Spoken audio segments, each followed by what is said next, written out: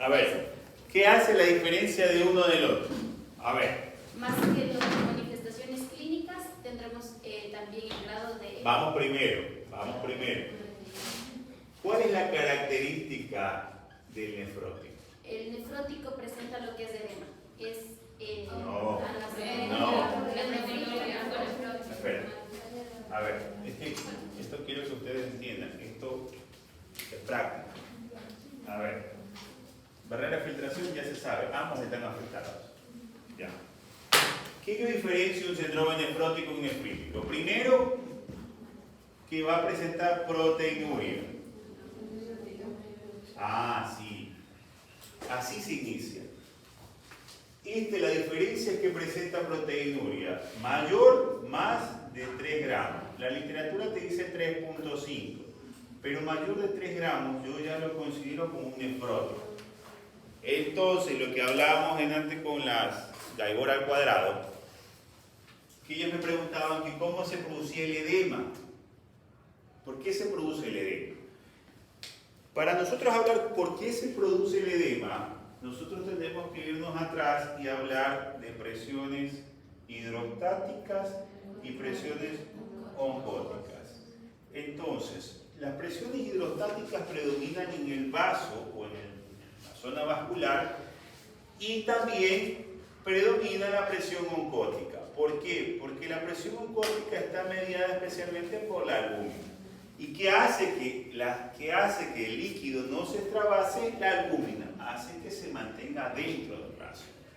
¿Ya? Por eso era la explicación que el paciente que veíamos en antes que tenía hipoalbuminemia y se había ido al tercer espacio el líquido. ¿Verdad? Entonces, para esto, esta presión en los pacientes que tienen proteinuria, la albúmina tiende a disminuir. Entonces, el siguiente punto a encontrar es disminución de la albúmina. ¿Cuál es el corte?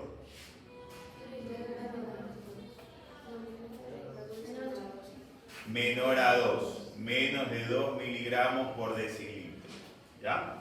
Entonces, cuando yo tengo una presencia de proteinuria, es decir, que se escapa la proteína a través del glomérulo, ¿ya? Yo tengo una hipoalbuminuria, una hipoalbuminemia. Si tengo hipoalbuminemia, la clínica, ¿qué me va a dar? Esto es igual a edema. ¿Verdad? Es igual a edema. ¿Qué pasa cuando yo en el vaso la albúmina cae?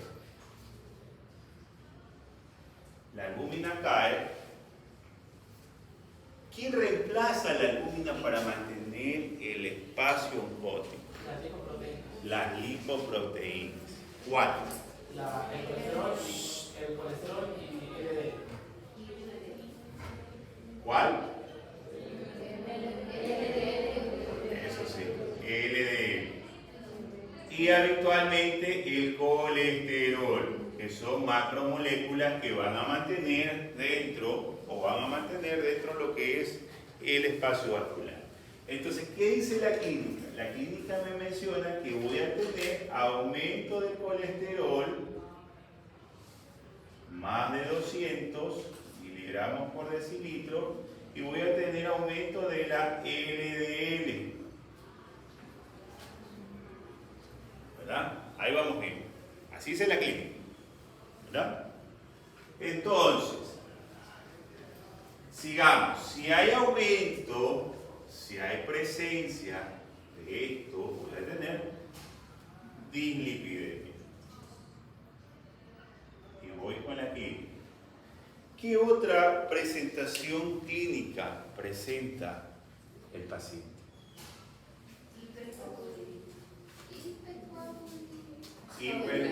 Aumento de la viscosidad vascular, para que no se confunda. Entonces, ¿qué pasa? Vamos acá, volvemos al punto vaso. Vieron que así se explica. Ustedes parecen loro hablando y no saben ni lo que hablan. Ustedes se tropiezan con sus mismos pasadores. Entonces, si yo tengo esto de aquí, esto de acá, ¿qué va a pasar? ¿Qué va a pasar? ¿Qué va a pasar con el agua que se encuentra dentro del vaso? Sale, se extravasa. Si el agua sale, hay aumento de la viscosidad, para que puedan pronunciarla mejor, sanguínea. Es decir, que el riesgo entre un eritrocito, un segmentado y una plaqueta se unan es del 90%. Esto genera trombos. Entonces, ¿qué es lo que yo tengo que evitar? Que genere trombosis. Entonces, el aumento de lo que yo voy a encontrar es aumento de la viscosidad sanguínea, ¿verdad? Aumento de la coagulabilidad, como lo dijo la doctora. Si yo tengo aumento de la viscosidad sanguínea, que es el siguiente punto, porque esto es la fisiopato, entonces el paciente me puede generar trombosis, ¿verdad? Generan trombosis. ¿Qué otra clínica tiene el paciente?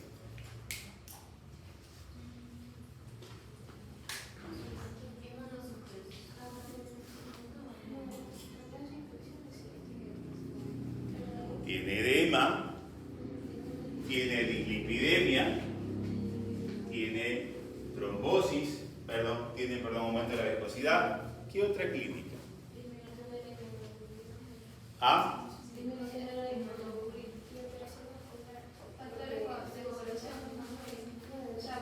Cuando nosotros tenemos que el hígado, porque ¿dónde se generan estas moléculas?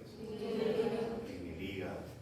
Entonces, ¿qué pasa con el hígado? El hígado genera colesterol para compensar y LDL para mantener aumentado el espacio vascular, ¿verdad? Entonces, si se genera esta compensación, va a haber una alteración en los tiempos de tromboplastina por deficiencia de formación de ciertas proteínas. Porque ¿quién es la proteína que acarrea la metrovía de todo el cuerpo? Es la albúmina. Si no hay albúmina, no hay formación de ciertas protrombinas. ¿Ya? Entonces esto puede generar alteraciones habituales en la mayoría de los pacientes con riesgos vasculares. ¿Qué pasa con toda esta alteración? Con toda esta alteración que hay a nivel vascular, va a producir una endotelitis. O para que ustedes puedan entender, una flebitis. Entonces, ahí viene el riesgo de generar infecciones. Porque el endotelio entra y sale, líquido, entra y sale sustancias que tratan de compensarse. ¿Ya? Entonces, en la actualidad, se define el síndrome nefrótico por excelencia como una patología multisistémica que se caracteriza por la presencia de proteinuria en la clínica, por presencia de dislipidemias y por presencia del aumento de la viscosidad. Que la clínica es característica del edema, que es un edema matinal, que es duro, no es duro, eso no tiene nada que ver. Edema es edema. La diferencia entre un edema cardiológico es igual que un edema nefrológico. Porque no voy a decir, este edema sí se hunde, este edema no se hunde. La diferencia entre el edema entre uno y otro es que el edema que se genera por deficiencia de proteína va a tener la característica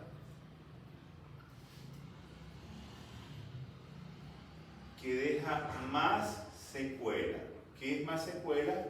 Más proyección, como ustedes le dicen, al palpar. No es que es blando, el edema cardiológico también es blando.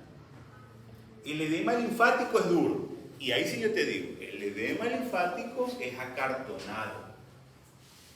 El edema cardiológico, el edema renal es igual. ¿Cuál es la diferencia entre el cardiológico y el renal? Eso. Esa es la diferencia entre uno y otro. ¿Ya? Uno, presencia de el edema cardiológico es habitualmente vespertino y matutino. El paciente con síndrome nefrótico se levanta y se acuesta con edema, porque es un problema de albúmina. El cardiológico no, es un problema de sodio, de osmolaridad. Entonces, esa es la diferencia de acá. Entonces, cuando yo tengo un paciente con un síndrome nefrótico, ahora sí yo digo que el síndrome nefrótico es esto, ¿cómo lo trato? Tengo que disminuir el edema. Y lo que dijo la doctora, que llega el paciente, que se entuba, que esto, eso es verdad. Porque el síndrome nefrótico no te va a tocar la puerta y te va a decir, hey señor, disculpe doctora, tengo síndrome nefrótico, tráteme. El paciente te llega por la emergencia y te llega mal, descompensado, mal, sumamente descompensado. Entonces el paciente muchas veces termina entubado, porque la característica del triaje en emergencia es preservar la vía aérea. Entonces el paciente termina entubado. ¿Cómo yo trato el edema? Fácil. Pues entonces si yo tengo un paciente con edema agudo del pulmón, con infarto, con miocardiopatía dilatada, con derrame pleural, con anasarca, pues utilizo un diurético. ¿Cuál es la dosis? ¿Cuál es la dosis?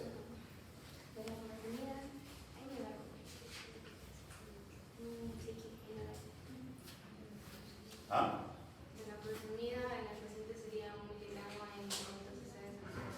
Un gramo. Eso se llama bomba de furosemida. 1 gramo en 500 ml de solución salina y lo paso en 1 hora.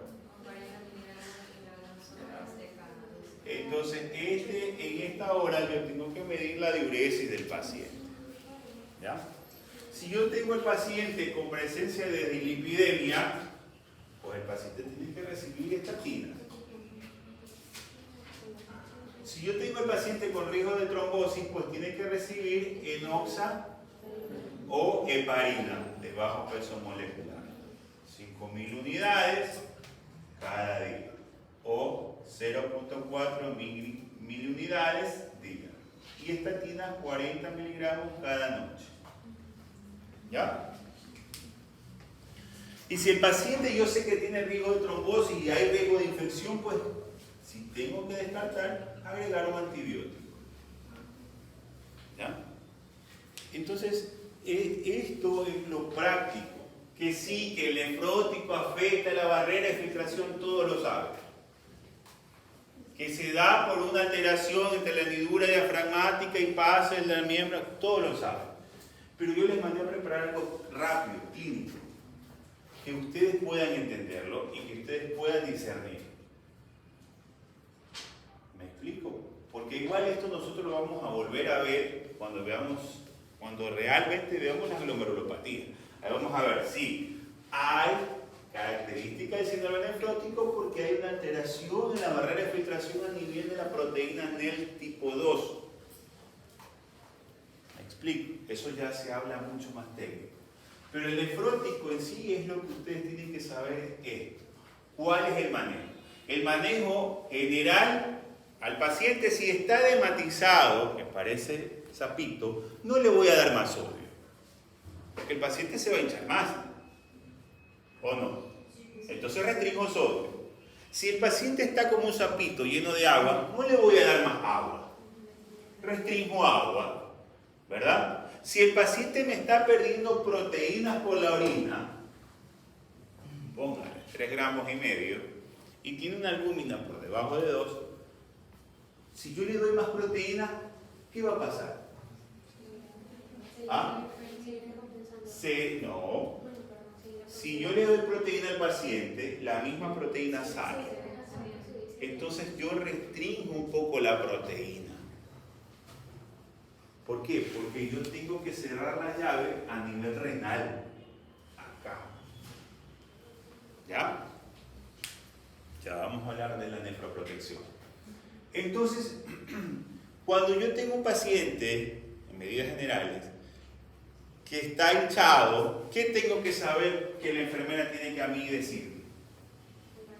El balance hídrico. ¿Y cómo tiene que estar para mejorar al paciente? Se supone negativo. Negativo. Muy bien. Sí saben eso, ¿verdad? Se supone que tienen que saberlo. ¿Sí o no? ¿Sí saben lo que es un balance negativo? Cuando supera la pérdida del ingreso. Es decir, más tiene que orinar, menos tiene que ingresar. ¿Ya? ¿Qué más tengo en medidas generales yo para este paciente? Riesgo de trombosis. ¿Ya? Riesgo de caída. Tengo que medirle la saturación al paciente porque si está en un edema agudo del pulmón voy a nasal y el riesgo que tenga que entubarse. ¿Ya? Tengo que pesar al paciente porque quiero saber cuánto día a día va perdiendo de líquido. Entonces un peso diario tengo que hacerle al paciente. Tengo que valorar al paciente si tiene un riesgo de comorbilidad, diabético, hipertenso, con problemas cardiológicos, y todo eso yo lo voy dejando en mis medidas generales. Luego vienen mis medidas, indicaciones, prescripción de médica. Y ahí yo dejo, vamos a aplicarle furosemida 1 gramo en 500 en 1 hora para ver cuánto diuresis tiene. Dejo 40 miligramos de furosemida cada 8 horas para tratar de forzar la diuresis. Dejo la estatina, dejo la enoxaparina y se me olvida algo. Tengo que cerrarle la llave a la proteína. Entonces,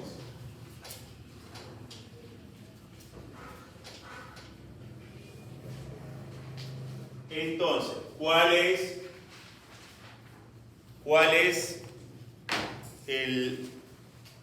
la nefroprotección que debe requerir un paciente nefrótico? Bueno, lo que se había leído, aunque aquí también falta lo que son los antiagregantes, ya. Pero bueno, en lo que es nefroprotección tenemos dos principales. Tenemos a lo que es los antihipertensivos, ya. Ahora sí, estos antihipertensivos vamos a tener dos principales, que van a ser el ARA2, obviamente, y también vamos a tener los que son los típicos IECA. IECA tenemos obviamente, por ejemplo, el captopril, ¿ya? O el enalapril. Y en el ARA2 tenemos el típico que es los sartán. Ahora sí, y también como segundo nefroprotector tenemos los inhibidores de la SGLT2.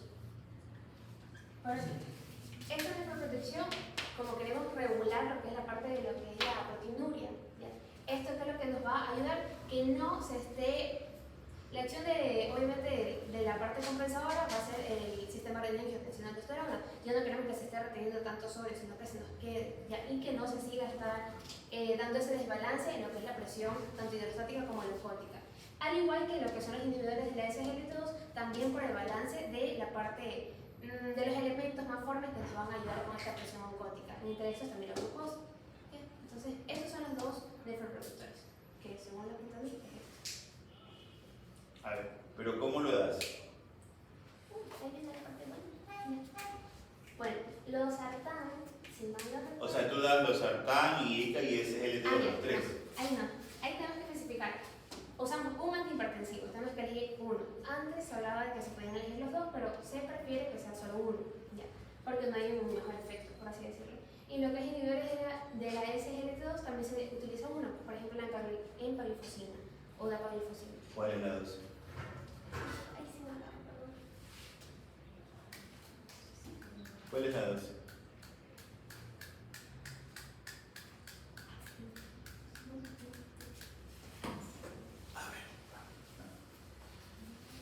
A ver, cuando yo hablo de cuáles son las medidas antiproteicas,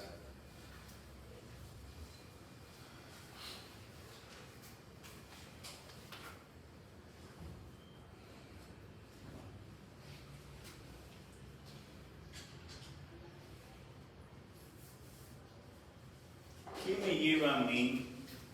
¿Qué me lleva a mí a que haya un síndrome nefrótico? A una alteración en la barrera de filtración, la que sea. Puede ser membranosa, la barrera de filtración ya habíamos definido que está constituida por podocito, membrana basal glomerular y endotelio vascular, ¿verdad? En cualquiera de esos tres segmentos que exista una alteración me va a producir proteinuria. Así que no vamos a entrar en detalle. Si existe proteinuria acá, en este glomérulo, ¿qué va a pasar con este glomérulo? ¿Qué va a pasar? ¿Qué hace la proteína? Si la proteína eventualmente no se debe escapar, debe entrar y debe salir, ¿ya? ¿Ah? Va a ocurrir glomerulomegalia. ¿Por qué? Porque se supone que la albúmina está en el espacio de Botman. Y si está en el espacio de Botman, ¿qué va a pasar? El agua va a salir hacia la luz tubular o hacia el espacio de Botman. ¿Sí entienden eso, verdad? ¿Entienden o no entienden? Porque el examen es así. Entonces, esto va a generar una glomerulomegalia.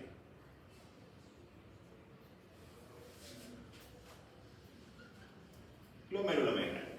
Entonces, si hay glomerulomegalia en esta patología, ¿qué es lo que yo tengo que disminuir?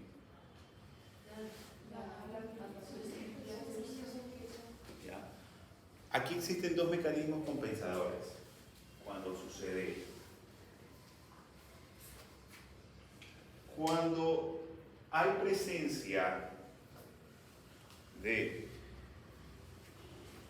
vamos un poquito más atrás, cuando nosotros tenemos un shock hipovolémico, hay reabsorción de sodio, hay reabsorción de agua, ¿verdad? Eso sea a nivel tubular, pero el glomérulo genera algo que se llama vasodilatación aferente. Entonces entra más agua para generar mayor filtrado, ¿verdad? Y vasoconstricción eferente para mantener ese líquido y poder generar mayor reabsorción de agua y sodio a nivel de los túbulos. Eso es lo que habitualmente ocurre. ¿Qué pasa acá? Cuando el paciente genera una disminución en los vasoreceptores del cuello, este tipo de compensaciones, el paciente va a tener una alteración importante que va a activar el sistema renina-angiotensina-aldosterona. Entonces, el sistema renina-angiotensina-aldosterona, que es el tercer mecanismo compensador, va a decir, ¿sabes qué? Retén agua y sodio, porque no hay en el vaso. Entonces, el siguiente efecto es que va a abrir aquí la llave. Y si ya hay aquí una glomerulomegalia y ya hay pérdida de proteínas, agrava la situación. ¿Entienden? Vasoconstricción peor, porque quiere decir que este glomérulo, si está ahí, va a estar ahí. Entonces, ¿qué entra? ¿Qué es lo que se pudo determinar? Que todo este aumento de presión hidrostática y aumento de presión oncótica en la región del espacio de la cápsula de Botman generan cambios importantes y agravan más la lesión del endotelio y de la barrera de filtración y de la hendidura de filtración. ¿Ya? Entonces, ¿cuál es el objetivo de generar menos o disminuir la glomerulomegalia? Es dar que este glomérulo vuelva nuevamente a su tamaño habitual. Ahí entran varios fármacos. Hay un estudio que se hizo en el año 1999 que se llama Tagler,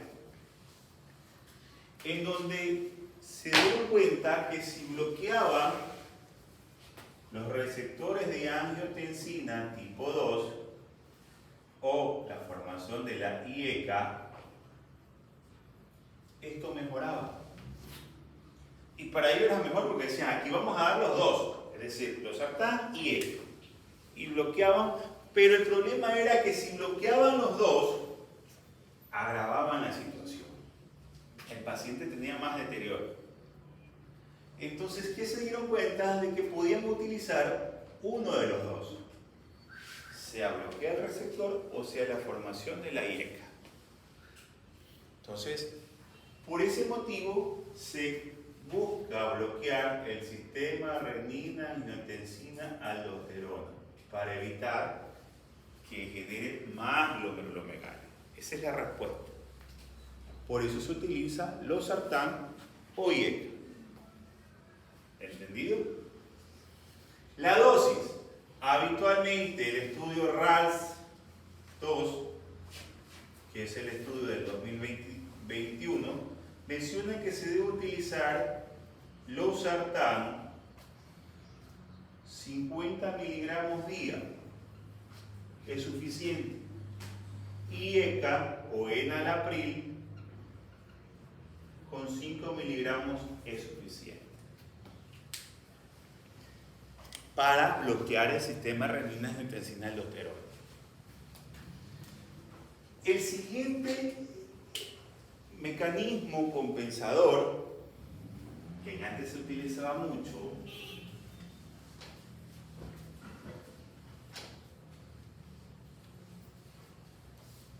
eran las pentoxifilinas.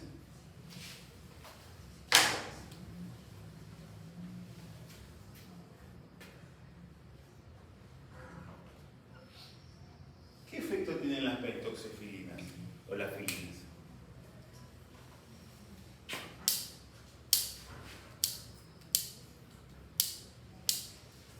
¿Cuál es el efecto primordial?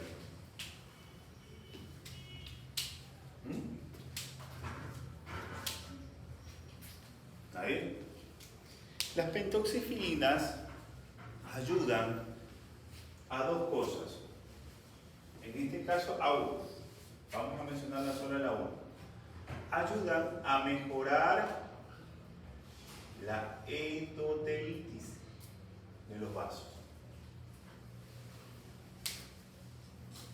Entonces, ¿qué es lo que hace? Si el vaso sanguíneo hay un colapso, la pentoxifilina mejora la dilatación o mejora la compliance de los vasos renales para evitar mayor proceso inflamatorio. Es decir, si yo estoy teniendo que el endotelio fenestrado está perdiendo más proteínas y está generando mayor daño endotelial, la pentoxifilina lo que hace es regenerar la hendidura o regenerar el endotelio para evitar mayor pérdida. Entonces se dieron cuenta que era un coadyuvante al bloqueo del SARF y de hecho se lo utiliza. Era enalapril, pentoxifilina e inclusive hasta espironolactona se lo utilizaba hace tiempo, pero ya en la actualidad no, para tratar de disminuir lo que son las pérdidas de proteínas. Y otro que saltó a la cancha en el año 2022, 2020, por ahí así, en la pandemia, fue el SGLT2.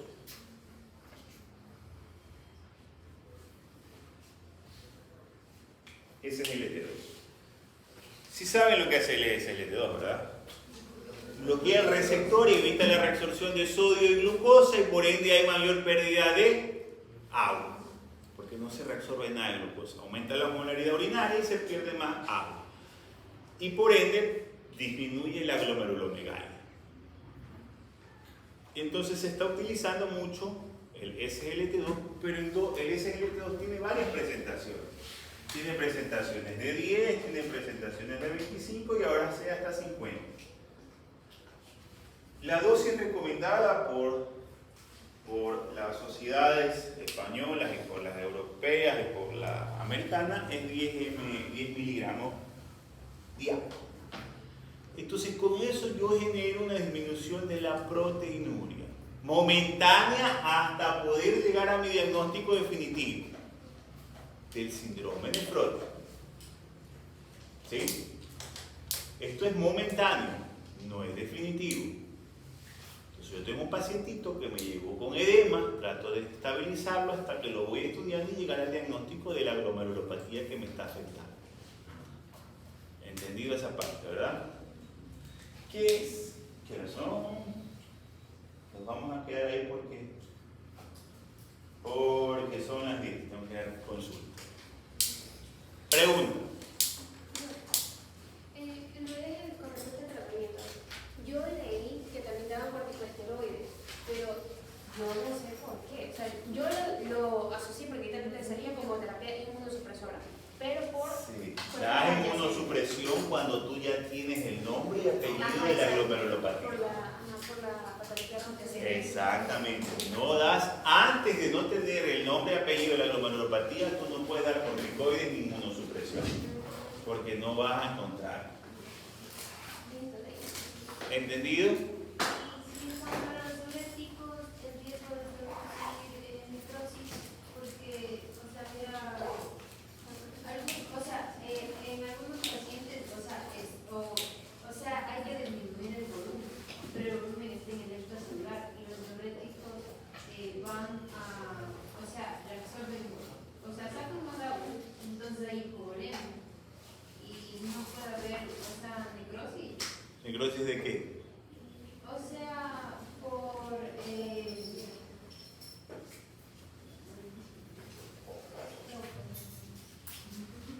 Tú dices necrosis tubular.